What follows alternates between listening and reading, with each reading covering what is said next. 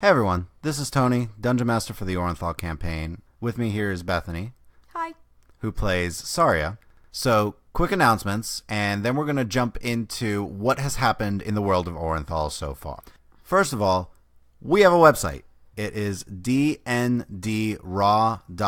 Here's where we plan to post all of the different episodes, as well as some character sheets, character bios, and even use it as a blog and a way to communicate between you, our audience, and us. So, maybe not exactly an announcement, but just to clarify, I'm Tony's wife, and he introduced me first as the character I play. So, this is Bethany, Tony's wife, who plays Saria. So, one thing you can do to support the show is, I don't know if you've heard of this site called Amazon.com. It's pretty outstanding. I would say I have used it, I don't know, probably a few times a month to order really crucial stuff like squeaky toys for dogs, occasionally a D&D rule book. Occasionally? Occasionally, as needed. You know, maybe not so much for dice, but, some other RPG supplies. I don't know if anyone else has had these things where you're like, I wish I could buy something, and then it would arrive at my house, within a couple days, or even the same day. Well, Amazon.com, this amazing thing you've never heard of, can do that. So if you go to our website, you can help support us by clicking our Amazon associate link. So if you're just going about your, I was going to say regular purchasing, new purchasing, because obviously you've never been to Amazon. And if you check out with anything in your shopping cart, a small percentage is going to be basically reimbursed to the show because of our amazing advertising ability by sending you to this Amazon site you would not have heard of. All right, mostly we're just being facetious, but really a lot of us shop on Amazon. If you do and you're not already supporting someone else, we would love it if you click the link and just support us, because that'll cover things like our hosting and our equipment, so we can improve the quality and the frequency of our show and everything else we produce. So we would appreciate it if you take the time. Yeah, that was one of the things that we all discussed early on, is that we wanted to provide free content, free episodes for everyone out there, because honestly, we just love playing D&D. And just wanted to really provide good content out there that you don't have to pay for. But we still need some ways in order to boost the show and boost our quality. And we were originally thinking using the Amazon Associate link would help to do that. It would help to provide costs for, like you said, our hosting, any of our equipment, and then we can also provide content more frequently than we're currently doing. We felt like you might notice that our episodes are going to be of higher quality coming out soon. We have increased our subscription and are now able to put out content at a higher quality audio. So we're now able to publish our episodes at the same quality which we produce them, because before we had to do some tweaking to minimize it to reduce the size of our episodes. So everything should be, well, I don't know about crystal clear, but as clear as we can get it, so you guys can just focus on the amazing story, the sometimes amazing role-playing, the great DMing, and just the general entertainment. We are also uploading our episodes onto YouTube, as well as other potential bonus videos such as behind the DM screen and the like. Again, everywhere is D&D Raw. In order to find us, so you can find us on the website or now on YouTube. Feel free to comment, subscribe. We would love it if you'd subscribe. We're going to keep trying to put out content through as many channels as possible because we want to make it as accessible as possible. We know everybody has their preferred platform for listening and engaging. Right now we tend to be most engaged on Twitter, but we're trying to diversify and really expand our reach. So, contact us anywhere. If you have a question to the DM, you can also reach me at dm@dndraw.com. Yes. Please ask me anything. I'm happy to provide any answers. I love conversing with fans out there of our show. And that actually brings me to an excellent point that we want to make is we would love reviews. We would love feedback. We were trying to provide great content out there with the story and everything that we have building, but we would love to know what you all like, what you all enjoy about the show, so we can provide more of that. And we can tweak things that you don't like. Reviews and feedback and ratings and all that will help us do that. We're humans. Feel free to contact us. We're relatively good at communicating, by which I mean we will always try to engage and represent who we really are outside of the show. We all have a bit of our characters in us here and there. And for a final announcement, we were thinking about starting a Patreon soon, and we're wondering what sort of rewards you would like to see. Please message us on Twitter at rulesaswritten or email us at dm@dndraw.com. And for all of you that are new to the show and haven't had a chance to catch up yet, here's what the party's been up to so far. Previously in Orinthal, each of our player characters were introduced into the world individually and began their journey into the mysterious disappearances that have plagued the low-class districts of the city. Saria began her journey at Zuxaria's Academy of the Arcane, where she was excited for the chance to meet the hero of the Cataclysm, Thovin Arborshade, and impress him with her strange skills.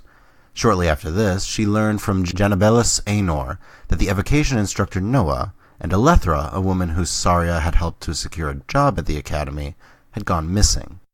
Trying to find what she could, Saria went to the Nickel Granger Tavern and spoke with the innkeeper, Garrett Brushgather, and learned that there have been a series of people who have acted strangely before disappearing entirely, as well as learned of a dwarf that went missing recently as well.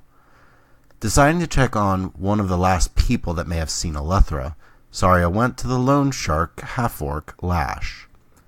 Lash knew nothing of Alethra's disappearance, but she revealed a symbol to Saria that the young Asimar had not seen since she left the conclave in which she was raised.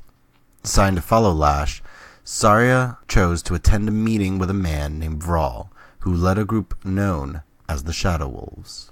Tor, meanwhile, learned of the disappearances through the innkeeper Mardred Dunkel, and as he began the search for her barmaid, Olma Stayanoga, he came across a creepy old blind woman who pointed him in the direction of Olma's former home, the blind woman giving him the name By Agosto.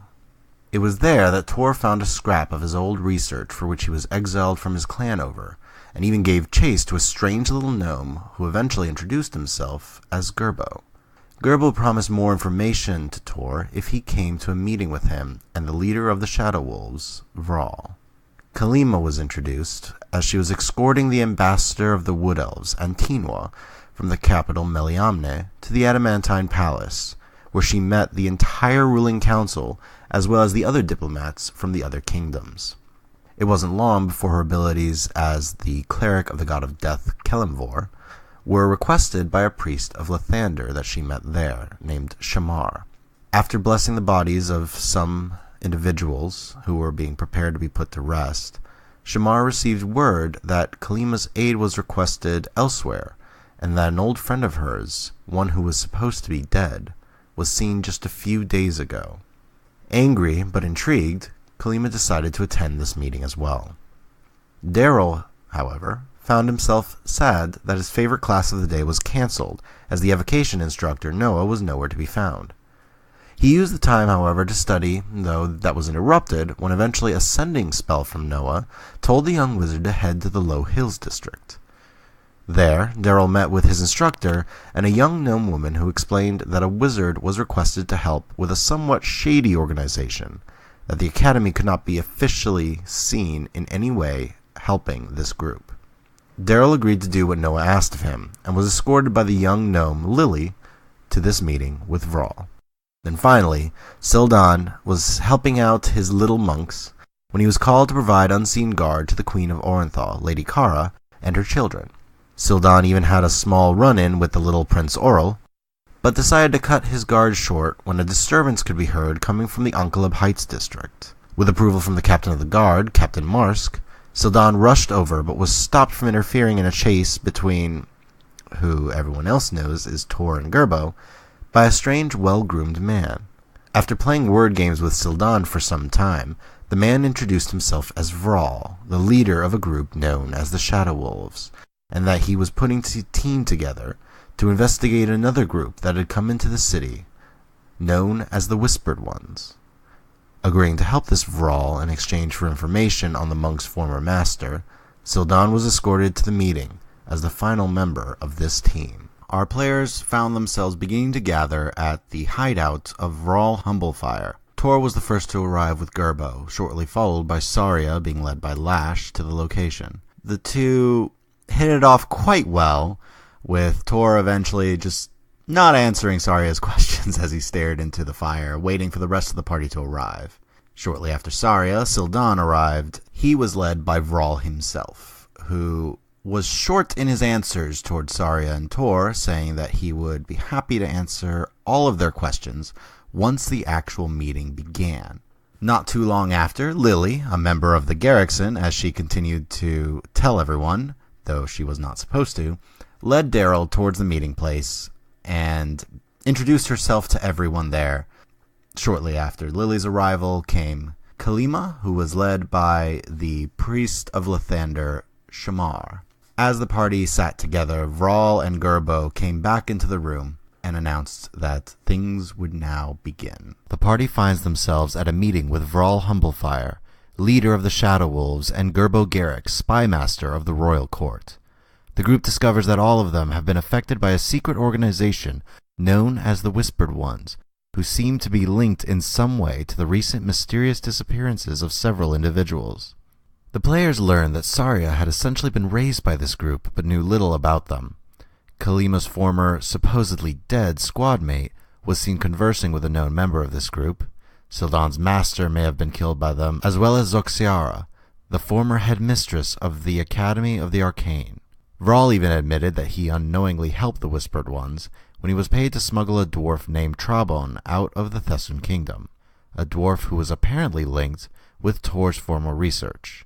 Tor, meanwhile, potentially worries that his memory may not be as reliable as he believed, as the old woman he had spoken to, by Agosto, is in fact only a fairy tale, and the coin he had given her was still in his pocket. You had gone to search in the Low Hills district, trying to find Melika, where Melika was last seen.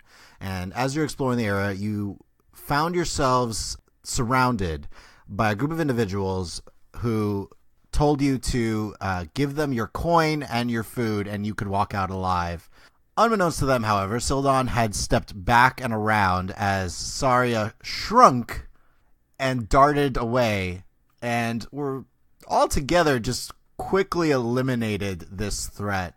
After you dealt with them, you did find a scrap of paper on him, pretty badly damaged, but based off of how you studied it, it was no handwriting you recognized, but it seemed like whoever wrote this common wasn't their first language, and it was written recently. As this is all happening, Sildan decides that he was going to start running around the area to see if there was anyone nearby, and as he did so, he spotted a somewhat short figure suddenly notice him and duck behind a building, in which he called out, "There's someone there!" The party chased after a dwarven figure and successfully avoided the trap that led to his underground bunker. As they traversed downward, they saw two humanoids burning bedrolls and scraps of parchment with Saria quickly extinguished. As the rest of the party arrived on the scene, Kalima recognized the human as Melika, though he seemed to have little to no memory of her or his past as a soldier. Saria also recognized the dwarven figure as Trabon Strakhelm, and Tor became enraged as he came face to face with the person who apparently stole his research. Trying to gather information from the two figures, the party questioned where they had been and what their intentions were when Melika began to grow annoyed and decided to continue burning the documents before them. Melika did start the fire, with Daryl immediately putting it out utilizing pyrotechnics, however did not blind the two individuals as he was hoping to do. With the rest of you initially trying to incapacitate them, Melika was able to escape utilizing some form of teleportation spell, and Trabon revealed his true form, that of a massive Oni. The fight went very badly it went perfect. For some of us, it went fine. For others, yeah, not so much. With Daryl hitting the floor twice, first with a sleep spell, and then having his hit points drop to 0 thanks to a cone of cold. However, once realizing that you were not going to be able to simply incapacitate this Oni, Saria utilized her psionic weapon ability and carved a big chunk out of him before, Kalima, you revived Daryl, barely holding on yourself, by the way, with 2 hit points, as Daryl dealt the final blow, sending a firebolt through the beast and dropping it to the ground. Meanwhile, you were able to search its body and found a small pendant that looked like an eye, which Daryl successfully identified as a hag's eye. It supposedly had the powers to allow the hag who created it to see through it as if they were actually there.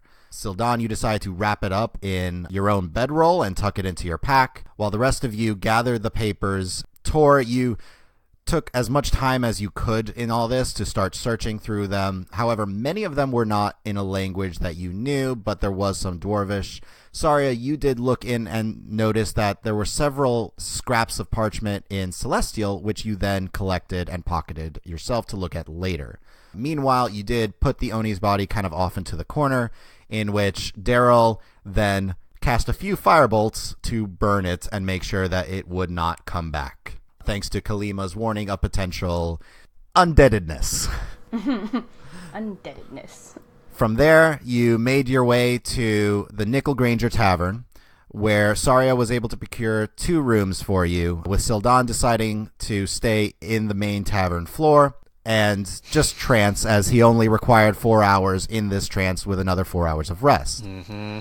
While the rest of you shared rooms, Saria, Kalima, and then Daryl and Tor, Sildan finished his meditation, spent a bit of time kind of relaxing and just being about the bar, when very early in the morning, a half-elven figure, who Sildan eventually recognized as Elsis, one of his little ones, approached him and said in a voice that was not her own, "Leave this quest or we will kill the other 2. And immediately she collapsed unconscious to the floor.